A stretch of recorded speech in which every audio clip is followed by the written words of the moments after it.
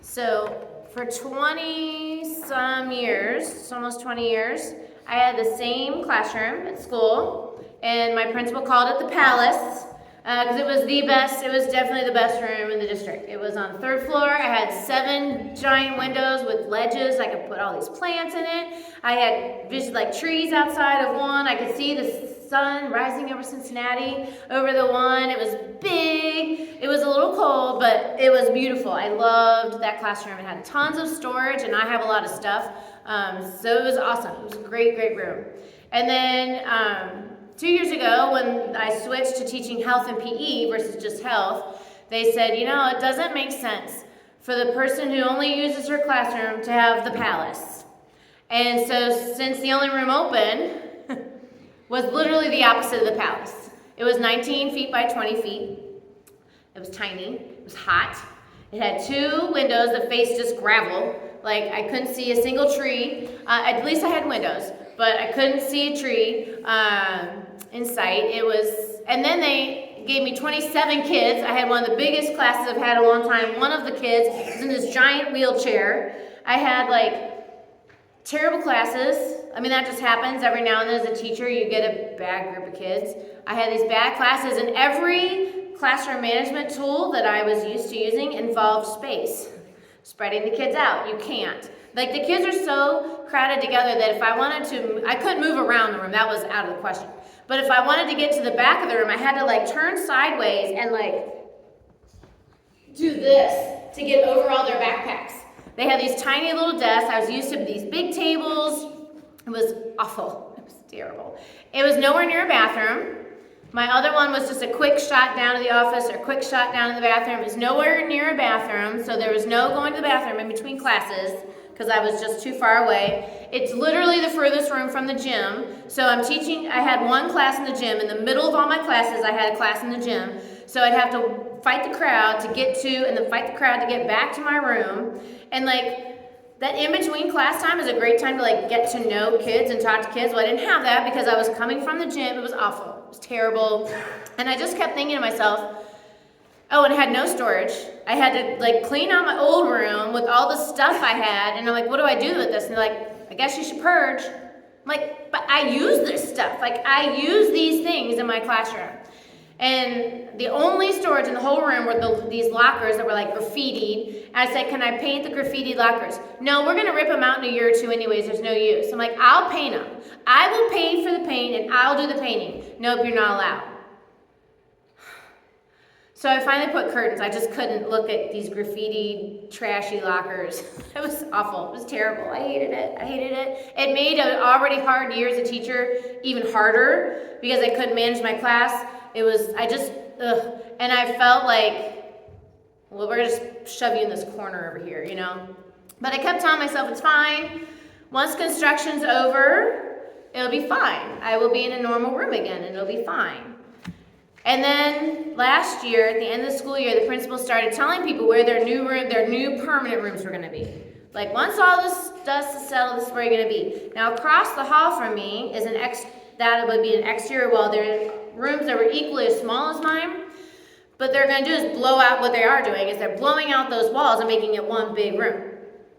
And so they were talking about where to put people, and my principal comes up and he says, oh, we know where you're going to be when all the dust settles and all the construction's over. You're going to be in the same room. You're going to be in this tiny, I called it the prison cell. You're going to be in the prison cell. He didn't say prison cell, but that's what I called it. You're going to be in the prison cell again. And I was just he says, yeah, there's going to be a big, beautiful double room across the hall from you with all these windows, and it's going to be beautiful. And you can use it to teach, but it can't be yours. You can't decorate it.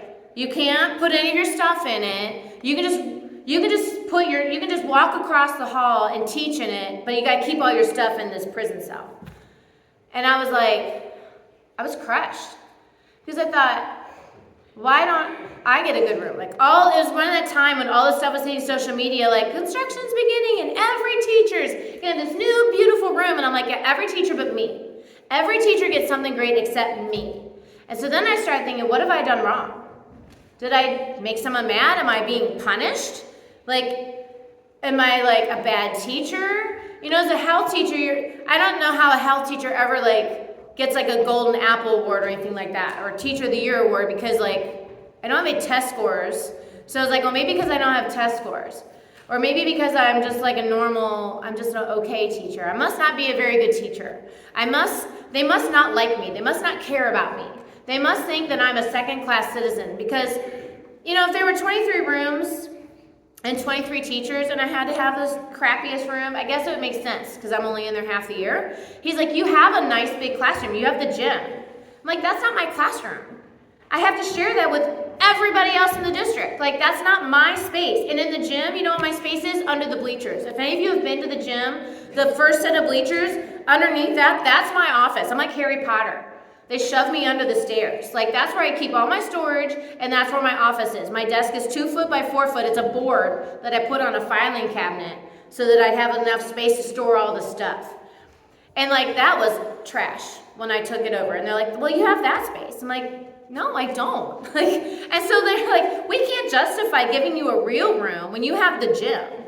I'm like, So I was upset, and then I got home, and you know how it is. You hear some news that makes you upset, and then the spiral of thoughts, it's like an undertow, pulls you out until you're drowning in a sea of, well, I must be a terrible teacher. I must not matter. They must not, my loyalty to this district, I've been in this district for 20-some years, and they must not even care that they're giving me this crappy room. There's going to be this beautiful room across the hall, but I'm not allowed to have it. Nobody can have it, least of all me.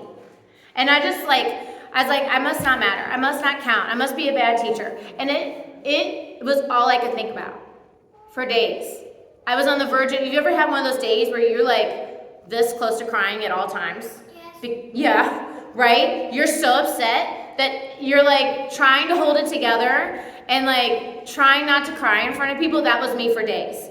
My best friend, my like school best friend, she came in and we were talking. I started bawling my eyes out in front of her, and I'm like, they told me this and I don't even matter. They hate me and I must be a terrible teacher and I don't matter and I don't count. I'm like a second-class citizen around here. And she's like, that's not the truth. And she tried to speak truth over me, and it helped a little.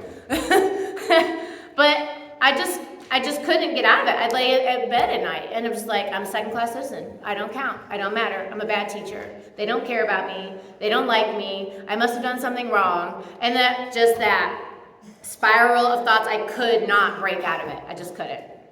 And finally, my friend told the principal. I had been avoiding the principal because I didn't want to see him, because I thought if I saw him, I might start to cry.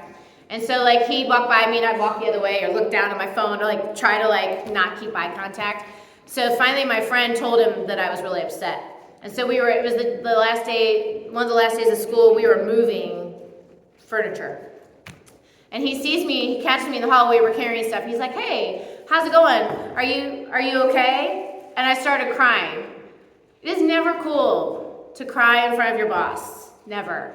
And I start crying. I'm like, no, I'm not. I'm not okay.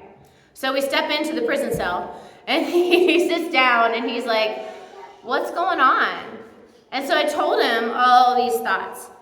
And he's like, we love you. We think you're great. Like, it has nothing to do with your abilities. It's just, the leadership, i.e. Mr. Borchers, says, how can we justify giving a part-time teacher a good room? And I said, I can understand if there were 23 rooms and 23 teachers, that I should have the crappiest one because I'm only in there half the year. But there are going to be 24 rooms and 23 teachers, and I can't have a good room?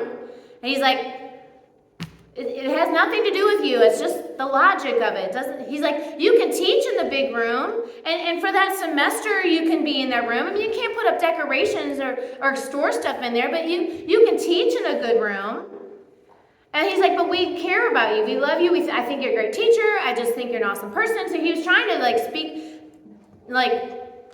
build me up. And he's like, I really feel like this is just about decorations. Like, you just want to decorate. I'm like, no, this is about my identity. I feel like you're saying I don't matter. And he's like, you do matter. You do count. We love you. We think you're great. And so I left that conversation feeling better, but circumstances weren't different. As of right now, the prison cell will be my room when it's all said and done.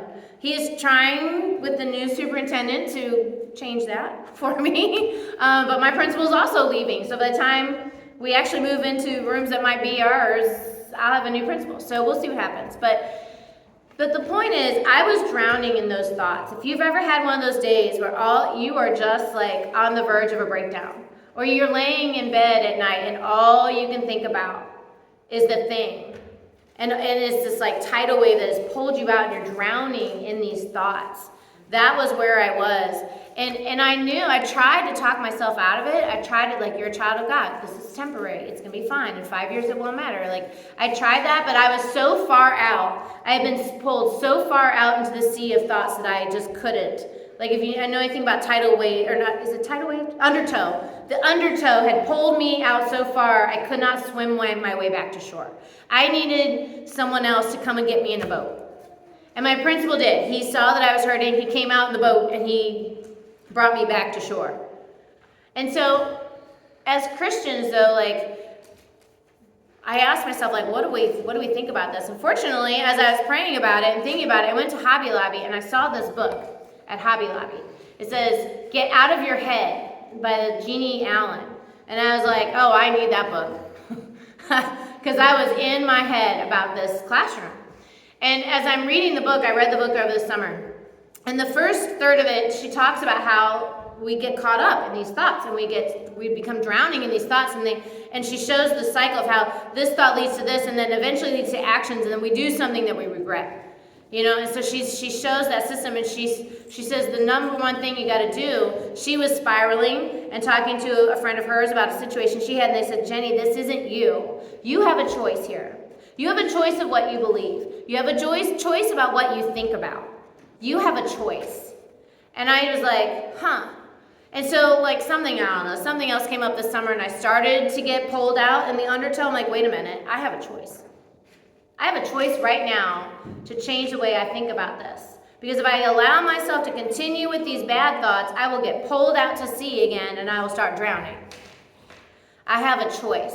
And we need to recognize that early on. Because once you're drowning in it, and once you're laying there in bed at night, just like, it's really hard to get out of it. So it's something you got to do early. But there's a verse, and there's a couple verses in the Bible. One that speaks to this a lot is this guy Paul. We talked about him a lot. He wrote a letter to his church in Corinth, and he said, for we all live in this world, but we don't wage war the way the world does. For the weapons we fight with are not the weapons of the world. The weapons of the world are violence. The weapons of the world are lashing out. The weapons of the world are telling people off. And he's like, that's not the way we wage war. He says, on the contrary, we have divine power to demolish strongholds. We have power over these evil thoughts. Sometimes it's really easy to think, well, I'm just trapped in the cycle of thinking and I'm just trapped. I can't do anything about it. I'm just stuck. And he's like, no, you're not stuck. You have divine power. You have the power to break off these strongholds. Come on. We demolish every argument, every pretension that sets itself up against the knowledge of God, and we take every thought captive and make it obedient. The lie that I believed was that I didn't matter. The lie that I believed that I was a second-class citizen because of this room assignment. And that is a lie.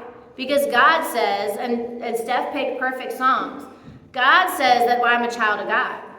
God says I matter. God says I belong. God says that I am loved. And no, whatever roomy assignment I have doesn't have anything to do with the fact that I am a child of God and I am loved. And so I have to go to war in my mind. And I imagine there's like a battle in my mind constantly happening.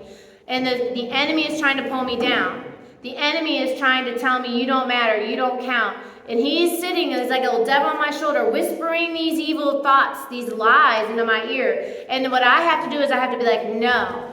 And I have to ask God to send an angel down or to take up my armor and be like, no, because the truth is this. The enemy is trying to make me believe the lie that I don't matter, that I don't count. But the truth is that I have a choice. The truth is I'm a child of God. The truth is I belong. The truth is I matter. And my circumstances don't dictate that. Nothing that's happening in my life changes the fact that I am a beloved child of God, that I matter, that I count, that I belong. That is an eternal truth.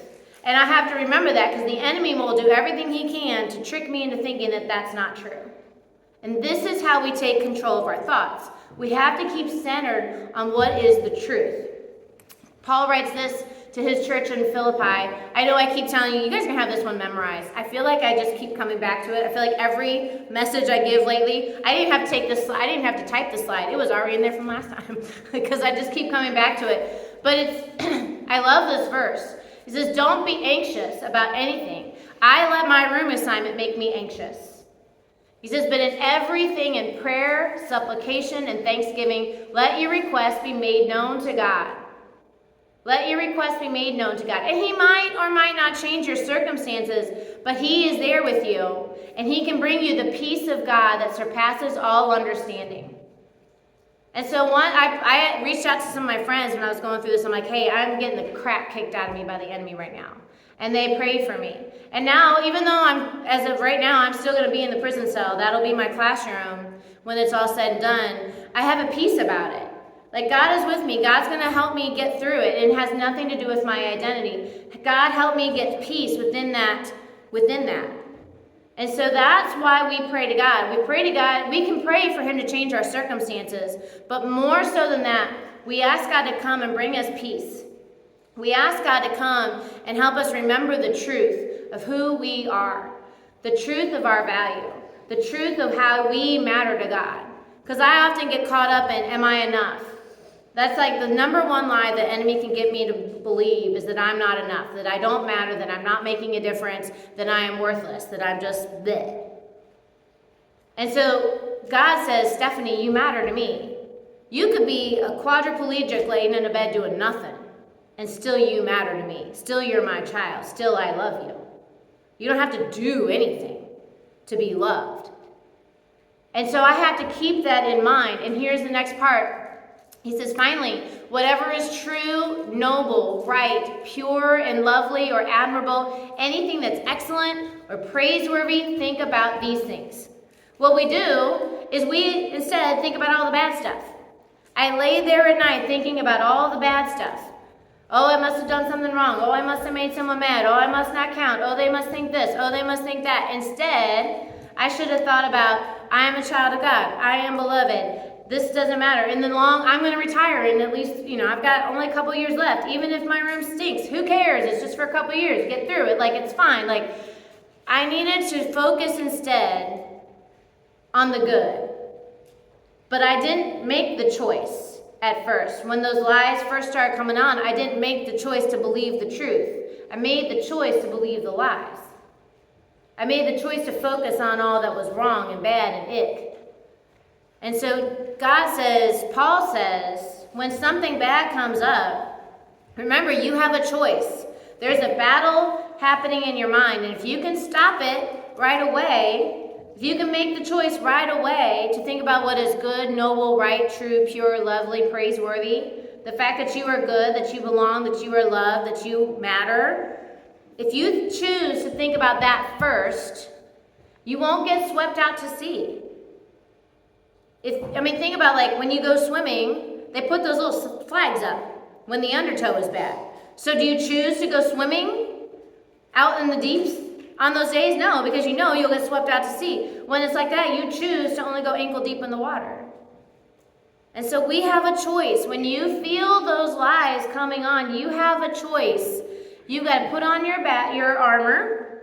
You have the power to fight and win the battle over the lies in your head. And it's so much easier to do if you do it at the beginning, before it gets super deep. But if you, like me, don't make the choice soon enough and you get swept out to sea, this is when you call on your prayer buddies. Everybody should have some believing buddies, some prayer warriors in your life. You can say, hey, I've gotten swept out to sea. I'm getting the crap beat out of me. I am drowning in these lies, and I need you to pray and help me. And I prayed for help, and my friend told my principal on me, and he came and got in a boat, and he pulled me to shore. And that helped me to get back on this solid ground. And so the next time you find yourself, we got to figure out what your triggers are. And I know mine. Mine is feeling inadequate. That's my major trigger. When something comes along in your life that triggers you, you have to remember, I have a choice. And I'm going to win this battle. And I'm going to focus on the good. I'm going to focus on the truth of who I am, of who God is, of the power of God. I'm going to pray to God. I'm going to take the situation to God before I let my mind get all about it. That's how we win the battle in our minds. We take the battle to the Lord and we ask God to fight for us. We ask God for strength to win that battle. We don't focus on all that's bad. We focus on all that's good. And so, So your dare this week is to write down some affirming truths about your identity in Christ. Like that Lauren Daigle song. You say, I am loved when I don't feel a thing. You say, I belong when I feel like I'm lonely. You say that I am your child when I feel like I am not loved. You say I am worthy when I feel like I am not up to the task. You say that I am seen when I feel invisible. Write down these truths to yourself. Place them somewhere visible. And then each day remind yourself of God's view of you. Start your day by remembering who God says you are, so that when the world tries to say something different, you have that as a firm foundation in your heart of who you are in Christ. You can ask God to show you what your triggers are, because we all have them. Yours might be different than mine, but we all have our triggers. We all have those things that when something happens, we get pulled out to see. Those lies we tend to believe. You could read and memorize 2 Corinthians 10. That was the one, take every thought captive. And then, this clicker is not my friend today. Come on. And then to engage others, share your journey with someone who's struggling. We all know people who also struggle with negative thoughts. We all hear people talking at work and our families about how they lay awake at night thinking about all the things. Share with them the strategy. Encourage them also to write down the truths about themselves, to anchor themselves in the truth of who they are in the Lord. And if they don't know that or believe that, then start talking to them about who they are in the Lord so that they can believe that truth also. So if you have not said yes to Jesus, if you have said yes to Jesus, you're in the family. You are a child of God. You are his beloved children. If you have not and you want to be a part of that family, come on down during this. We would love to speak that truth over you and walk you through that process. And so if you'd like to stand as you're able, we're going to sing Sanctuary, number 655.